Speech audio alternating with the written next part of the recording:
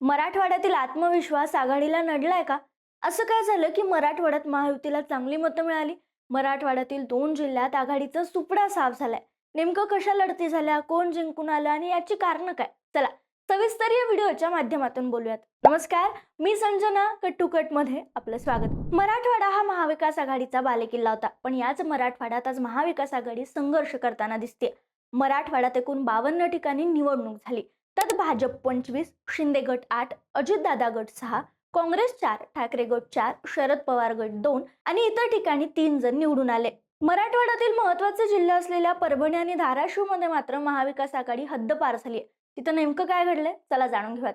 धाराशिव जिल्ह्यात एकूण 8 नगर परिषदेची निवडणूक होती. यात एकनाथ शिंदे यांच्या शिवसेनेनं कळंब, भूम, परंडा, उमरगा या 4 ठिकाणी नगराध्यक्ष पदाचे उमेदवार विजयी केले. तर भाजपचे तुळजापूर, नळदुर्ग, मुरुम, धाराशिव या 4 ठिकाणी उमेदवार विजयी झालेत.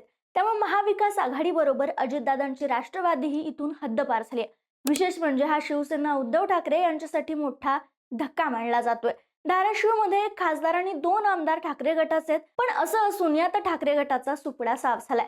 धाराशिव नगरपालिकेत नगराध्यक्ष पदासाठी उद्धव ठाकरे यांची शिवसेना व काँग्रेस एकत्र आली होती. या ठिकाणी ठाकरे सेनेच्या संगीता गुरव व राष्ट्रवादी काँग्रेस शरद पवार पक्षाच्या प्रवीणा कुरेशी तसेच भाजपच्या नेहा राहुल काकडे यांच्यात तिरंगी लढत झाली. यात नेहा काकडे यांनी बाजी मारली. कळंब नगरपालिकेबद्दल बोलायचं झालं तर महायुतीच्या एकनाथ शिंदे यांच्या शिवसेनेच्या सुनंदा कापसे या विजयी झाल्यात. त्यांनी राष्ट्रवादी काँग्रेसच्या डॉक्टर मीनाक्षी भवर तर ठाकरे यांच्या शिवसेनेच्या रश्मी मुंदडा यांचा पराभव केला. तुळजापूरमध्ये भाजपचे विनोद गंगणे विजयी झालेत. त्यांनी महाविकास आघाडीच्या अमर मगर यांचा पराभव केलाय. नळदुर्ग नगरपालिकेत भाजपचे बसवराज धरणे हे विजयी झालेत. उमरगा नगरपालिकेसाठी महायुतीमधील एकनाथ शिंदे यांच्या शिवसेनेचे किरण गायकवाड यांनी बाजी मारली. या निवडणुकीत त्यांनी जवळपास 6000 मतांनी विजय मिळवलाय. मुरुम नगरपालिका निवडणुकीत भाजपचे बापूराव पाटील विजयी झालेत. त्यांनी या ठिकाणी काँग्रेसच्या उमेदवाराचा पराभव केला. तर परंडा नगरपालिका निवडणुकीत एकनाथ शिंदेच्या शिवसेनेचे उमेदवार जाकीर सौदागर विजयी झालेत. त्यांनी त्यांच्या विरोधातील भाजप आणि अजित पवार यांची राष्ट्रवादी काँग्रेस तसेच काँग्रेस व उद्धव ठाकरे यांच्या आघाडीचे उमेदवार विश्वजित कदम यांचा पराभव केला. भूममध्ये एकनाथ शिंदे यांच्या शिवसेनेच्या सहयोगिता गाडवे विजयी झाल्यात. त्यांनी विरोधातील सर्वपक्षीय उमेदवार सत्वशीला थोरात यांचा पराभव केला. हा पराभव खासदार ओमराजे निंबाळकर यांच्यासाठी मोठा धक्का ठरल्याचं सांगण्यात येते. या विजयामुळे धाराशिव जिल्ह्यातून पुन्हा एकदा आमदार राणा जगजितसिंह पाटील आणि माजी मंत्री तानाजी सावंत यांचा करिश्मा कायम असल्याचं स्पष्ट होतं. एकंदरीत निंबाळकर यांना या ठिकाणी अति आत्मविश्वास नडला असल्याचं बोललं जातंय. त्याचबरोबर काही ठिकाणी महाविकास आघाडीत फूट पडल्याचाही परिणाम या निकालावर दिसून आलाय. त्यामुळे आगामी जिल्हा परिषद आणि पंचायत समितीच्या निवडणुकीत वेगळी समीकरण होण्याची शक्यता आहे. दुसरा जिल्हा येतो तो म्हणजे परभणी. या जिल्ह्यात खाण की बाण असं म्हणजे शिवसेना विस्तारली खरी, पण तिथे ठाकरे गटासह आघाडीचा सुपडा साफ होत ती हद्दपार झाली. परभणी जिल्ह्यात पार पडलेल्या 7 नगर परिषदेच्या निवडणुकीत मतदारांनी नेत्यांना त्यांच्या होम ग्राउंडवरच धक्का दिलाय. राष्ट्रवादी अजित पवार गटाकडे मानवत व गंगाखेड ही 2 नगराध्यक्ष पदं आलेत. अन्य 3 अध्यक्ष पदाच्या निवडणुकीत एकनाथ शिंदे यांची शिवसेना, पाथरी, जनसुराज्य आघाडी सोनपेठ आणि यशवंत सेना गंगाखेड या तिघांना राजकीय यश मिळाले. जिल्ह्यात काँग्रेस, राष्ट्रवादी शरदचंद्र पवार गट आणि उद्धव ठाकरे यांचा गट या तिन्ही राजकीय पक्षांना मोठा पराभव सहन करावा लागलाय.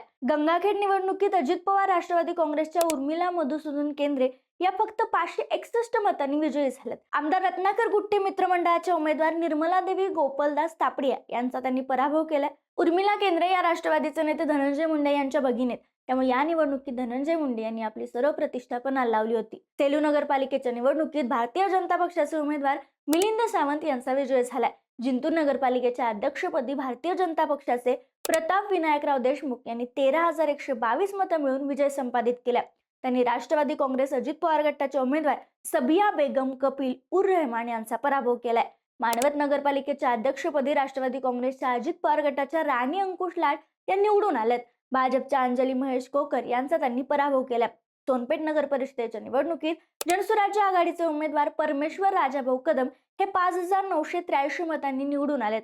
पूर्णा नगराध्यक्ष पदाच्या निवडणुकीत यशवंत सेनेच्या विमलाबाई लक्ष्मणराव कदम यांनी 6,774 मतं मिळून उभाटा शिवसेनेच्या प्रेमला संतोष एकलारे यांचा पराभव केला. पाथरी नगरपालिकेचे अध्यक्षपद अत्यंत अटीतटीच्या लढाईत शिवसेनेच्या एकनाथ शिंदे गटाकडे आले.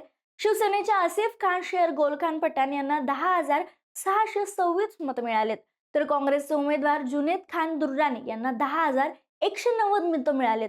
म्हणजे राष्ट्रवादी काँग्रेसच्या अन्सारी मोहम्मद यांना 5,372 मतं मिळाली. तर केवळ 436 मतांनी या ठिकाणी एकनाथ शिंदे यांच्या शिवसेनेच्या उमेदवाराचा विजय झालाय. माजी आमदार बाबाजानी दुर्राणी यांना हा मोठा फटका मानला जातोय. परभणी जिल्ह्यात ठाकरे गटाचे खासदार आणि आमदार आहेत. परभणीत फक्त पूर्णा नगरपालिकेत पॅनल उभं केलं होतं. इतर ठिकाणी फक्त नगरसेवक पदासाठी शर्यत होती. त्यामुळे त्यांच्या जिल्ह्यात एकूण 6 नगरसेवक निवडून आलेत. महायुती या निवडणुकीला पूर्ण ताकदीने उतरली होती. देवेंद्र फडणवीस, एकनाथ शिंदे, अजित पवार यांनी राज्यात प्रचाराचा झंझावात उभा केला होता. पण दुसरीकडे मात्र शरद पवार, उद्धव ठाकरे, हर्षवर्धन सपकाळ हे मात्र कुठेच दिसले नाहीत. प्रचारातही दिसले नाहीत. प्रचार जितका मोठ्या पद्धतीने करण्याची गरज होती ती देखील दिसून आली नाही. त्यामुळे आता आगामी पंचायत समिती, जिल्हा परिषद आणि महापालिका निवडणुकीत जर हे पक्ष आक्रमकपणे उतरले तरच त्यांची ताकद इथं दिसणार आहे किंवा टिकून राहणार आहे. अन्यथा ही मरगळ पक्ष आणखी रस्त्याला जाण्याची शक्यता नाकारता येत नाही. मराठवाड्यातील इथल्या पराभवाची कारणं काय आहेत, तुम्हाला काय वाटतं, आम्हाला कमेंटमध्ये कळवायला विसरू नका.